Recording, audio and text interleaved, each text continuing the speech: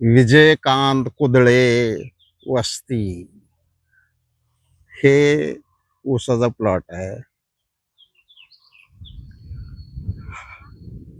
हा परत 2 एकराचं प्लॉटिंग केलेलं आहे. त्या 2 एकराच्या प्लॉटिंग मध्ये सुद्धा मुरुम डबर आणून टाकलेले आहे. तर ह्या प्लॉटिंगला रस्त्याला मुरुम जो वाहतूक केला त्या मुरुमाला वाहतुकीला परवानगी आहे का? गौण खनिज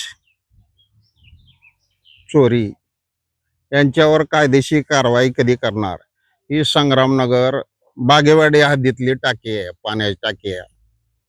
साईडला ही इनामदार वस्ती आहे. हे कुदळे प्लॉट मध्ये एवढ्या मोठ्या प्रमाणात जर मुरुम आणून टाकलेला असेल, तलाठी कार्यालयातील एका व्यक्तीने मला हे सांगितले.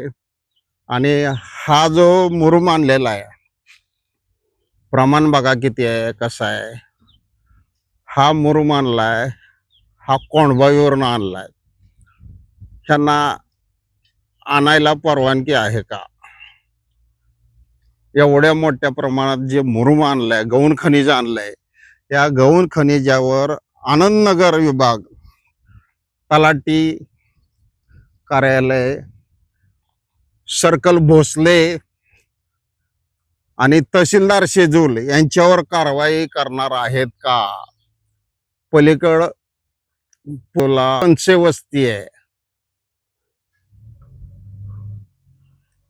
आणि ह्या नारळाची जी झाडं पुढे दिसत आहेत ते इनामदार डॉक्टरांचा रोड आहे. पलीकड इनामदार डॉक्टरांच्या रोडवरच्या साईडला प्लॉटच्या अलीकड एवढ्या मोठ्या प्रमाणात गौण खनिज आणून रानात टाकलेले आहे. तर यांच्यावर कायदेशीर कारवाई कोण करणार? आनंदनगर विभाग, तहसीलदार जबाबदार आहेत. अटल 25 न्यूज,